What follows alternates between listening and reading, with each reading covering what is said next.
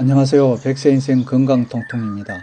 오늘은 우리가 주변에서 평소에 많이 먹는 식품 중에서 아무리 좋은 식품이라도 궁합이 맞지 않으면 영양성분이 감소되거나 오히려 탈이 날 수도 있는 식품 궁합에 대해서 한번 알아보고자 합니다. 아직까지 저희 채널의 구독자가 아니신 분은 지금 바로 구독 버튼을 꼭 눌러주시기 바랍니다. 우리가 한약을 먹고도 효과를 잘 보지 못해서 한의원에 가면 먹지 말라는 음식 잘 지켰는지 물어보시잖아요. 그건 한약 작용에 반대되는 상극성질을 피해야 하기 때문이랍니다. 몸이 차가워서 생기는 생리통이나 혈액순환 장애나 위장이 허약하고 차가워서 생기는 소화장애, 대장이 냉해서 생기는 만성 설사와 같은 장부를 따뜻하게 할 때는 찬물을 비롯해 차가운 음식인 아이스크림이나 어패류 등을 피해야 하는데요.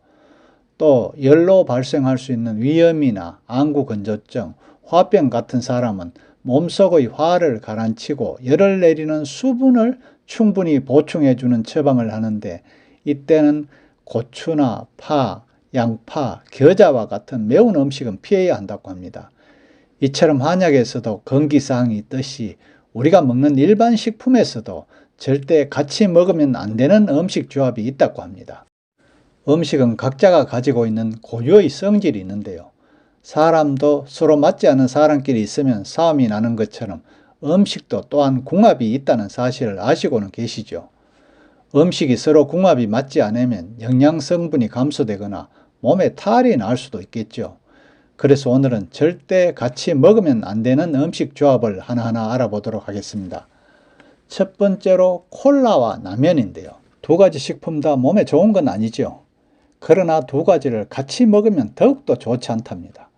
콜라는 우리 몸속의 칼슘이 흡수되는 걸 방해하는 탄산음료라고 하죠. 물론 라면도 마찬가지인데요. 특히 라면의 경우에는 화학적인 성분으로 칼슘과 결합을 잘하게 되는 성질이 있어서 칼슘 부족을 일으키기 쉽죠.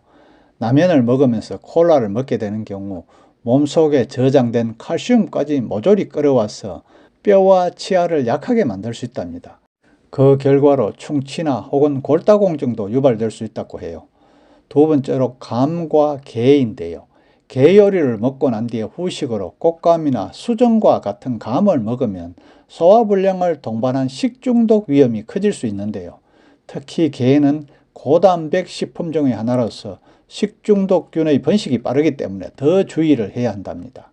게 안에 들어있는 나쁜 성분은 즉시 설사를 통해 배출되어야 하지만 감을 먹으면 감의 탄닌 성분으로 변비가 생겨서 몸속에 균이 빠져나가지 못하고 균이 남아 식중독에 걸릴 위험이 커진답니다. 다음 세 번째로 초콜릿과 우유인데요. 우유와 초콜릿은 유지방이 매우 풍부한 식품들인데요. 요즘에 와서 아침 식사를 하지 않는 분들이 많기에 아침 식사 대신 이걸로 때우는 분들도 있더라고요. 유지방이 천연지방이라고 하더라도 과잉 섭취 시 비만이나 혹은 고지혈증과 같은 생활 습관병이 생기는 걸 유도하는 조합이라고 하죠. 다음으로 고사리와 문어입니다.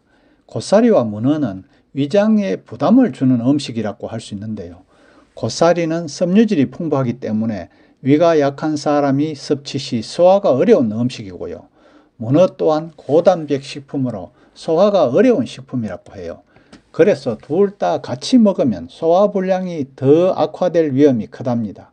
그러니 특히 위가 약한 사람이라면 고사리와 문어를 함께 먹지 않도록 주의하는 게 좋아요.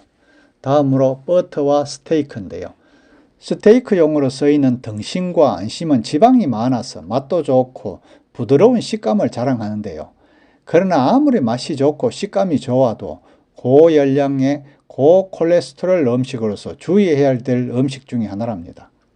스테이크를 요리할 때 버터와 함께 사용해 더 부드러운 식감을 만들어 먹을 수는 있지만 버터와 스테이크를 함께 먹게 될 경우에는 지방이 많은 두 음식으로서 콜레스테롤이 무섭게 상승하는 악효과가 있답니다.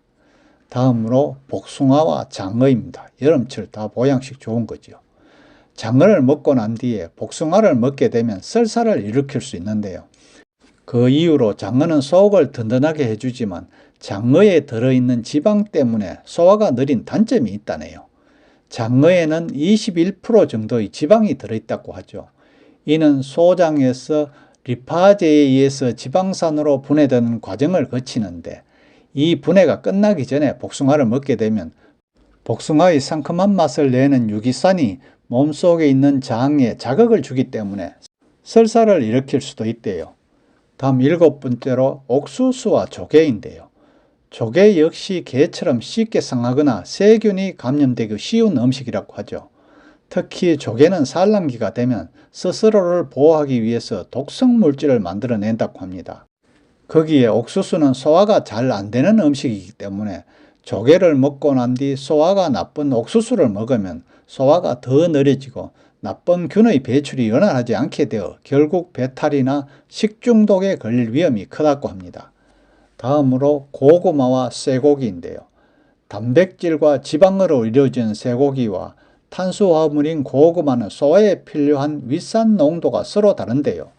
그래서 고구마와 쇠고기를 함께 먹으면 음식물이 위에 머무르는 속도가 길어진다고 합니다. 그 결과 소화가 잘 안 될 수도 있고요. 심하면 배탈이 생길 수도 있답니다.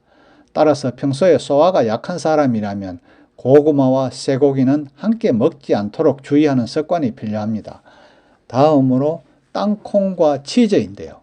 땅콩과 치즈를 함께 먹게 될 경우에는 두 음식은 지방과 열량이 많기 때문에 생활병에 걸릴 위험이 더 커질 수 있는데요.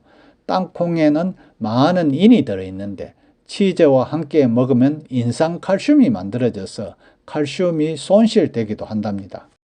다음 10번째로 튀김과 수박입니다. 수박은 91%가 수분으로 만들어져 있는 야채라는 건 다 아시죠? 수박을 먹게 되면 위액이 희석되어서 소화가 더뎌질 수 있대요.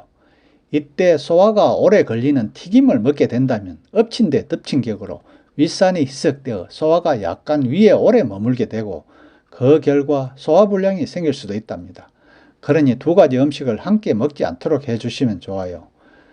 그 외에도 같이 먹으면 독이 되는 음식 정말 엄청 많다고 하죠. 우유와 시금치를 같이 먹으면 장에 해롭다고 합니다.